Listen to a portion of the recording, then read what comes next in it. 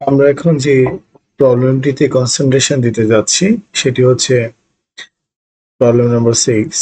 Write a program in C to count the positive, negative or zero numbers from an array. একটি array থেকে আমাদের positive, negative এবং zero নাম্বারগুলোকে identify করার অভিজ্ঞতা রয়েছে। আমরা আগে টিউটোরিয়ালে সেটি করে ফেলেছি। বাট এখন সেই একই অ্যারে থেকে কয়টি পজিটিভ ছিল, কয়টি নেগেটিভ ছিল সেটি বের করতে হবে। তাহলে আমরা পূর্বের প্রোগ্রামটির এক্সপেরিয়েন্স এখানে কাজে লাগাতে পারি। এটি ছিল আমাদের পূর্বের প্রোগ্রাম, যে প্রোগ্রামটির মাধ্যমে আমরা কোন কোন নাম্বার পজিটিভ, কোনটি নেগেটিভ এবং কোনটি জিরো নাম্বার সেটি আইডেন্টিফাই করতে পারি একটি অ্যারে থেকে। আগের প্রোগ্রামটা আমি আবার বোঝাচ্ছি, সেটি হচ্ছে এটি আই ভেরিয়েবল, যার মাধ্যমে আমরা লুপ পরিচালনা করেছি। এ অফ 5 হচ্ছে আমাদের অ্যারে, যেখানে 5টি ভ্যালু রাখা আছে এবং লুপটি 0 থেকে 4 পর্যন্ত রান করেছে এবং এ অফ আই লোকেশনে যখন 0 পেয়েছি আমরা বলেছি এটি 0।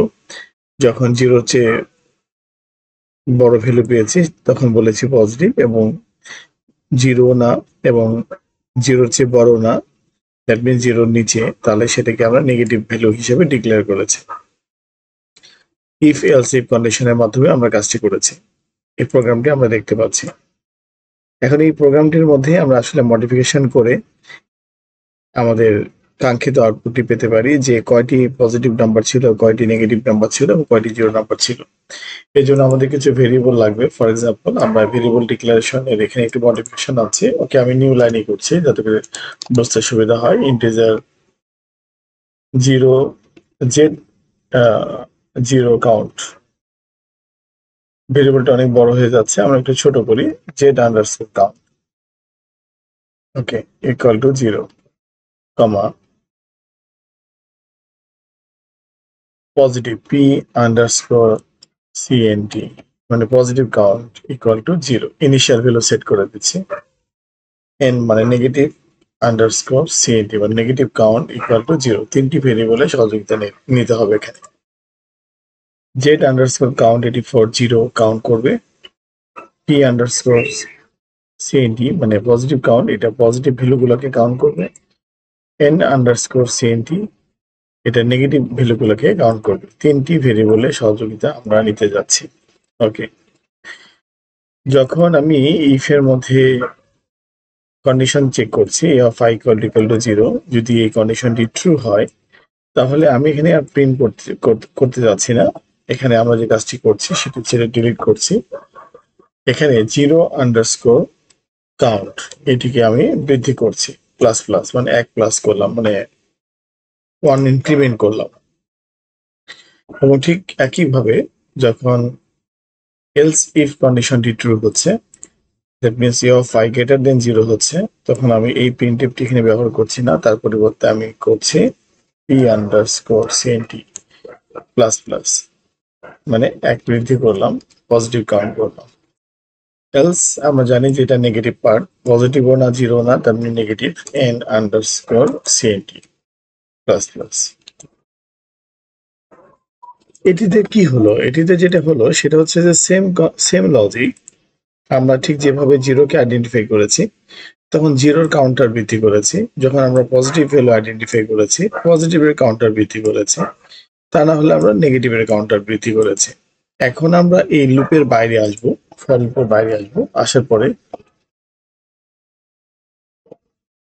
পরে আমরা এখানে সিদ্ধান্ত, মানে আমাদের যেটা আউটপুট দিতে হবে সেই আউটপুটের ব্যাপারে চরম সিদ্ধান্ত নিতে যাচ্ছি। সেটা আমরা লিখলাম printf, okay, number of zero, তারপরে এখানে আমরা একটা কলম দিলাম, পার্সেন্টেজ ডি, আমরা বলতে চাচ্ছি কয়টি নাম্বার 0 পাওয়া গিয়েছে, কমা এখানে আমরা জেড সিএনটি ভ্যালুটাকে পাস করে দিই। ওকে, এখানে সবচেয়ে উত্তম সিদ্ধান্ত হবে ব্যাকস্ল্যাশ এন দেওয়া, যাতে করে প্রত্যেকটি লাইন একটি লাইন আরেকটি লাইনের সাথে পাশাপাশি না দেখিয়ে উপরে নিচে দেখায় এবং আউটপুটটি দেখতে সুন্দর হবে, ইউজার ফ্রেন্ডলি হবে। Number of positive colon percentage d backslash n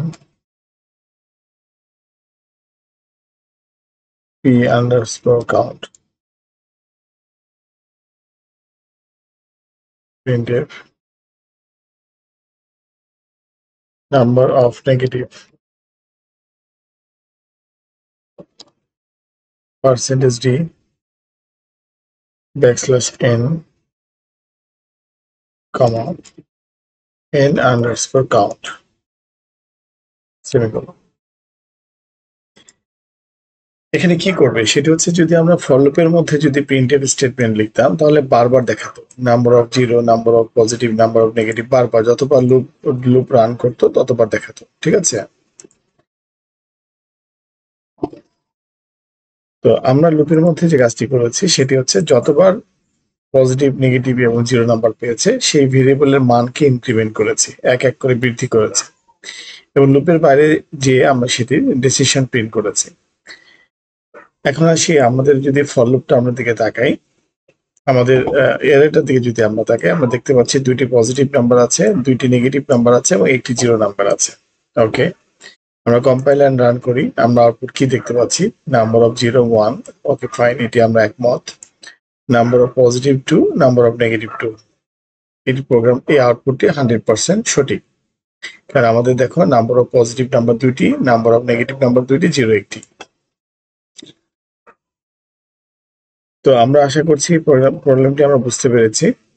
সেখানে যদি অ্যারেটাকে ইনপুট নিতে হয় তাহলে সেক্ষেত্রে আমরা অ্যারেটাকে ইনপুটও নিতে পারতাম, বাট এখানে অ্যারেটাকে আমরা ইনিশিয়ালাইজেশন করে রেখেছি। যদি অ্যারে ইনপুট নিতে হতো তাহলে আমরা নিতে পারতাম, আমাদের কাছে আই ভেরিয়েবল আছে, আমরা সেই আই ভেরিয়েবলের মাধ্যমে স্ক্যানএফ কমান্ডের মাধ্যমে অ্যারেটাকে ইনপুট হিসেবেও নিয়ে নিতে পারতাম। ধন্যবাদ, আমরা এখন পরের টিউটোরিয়ালে চলে যাব।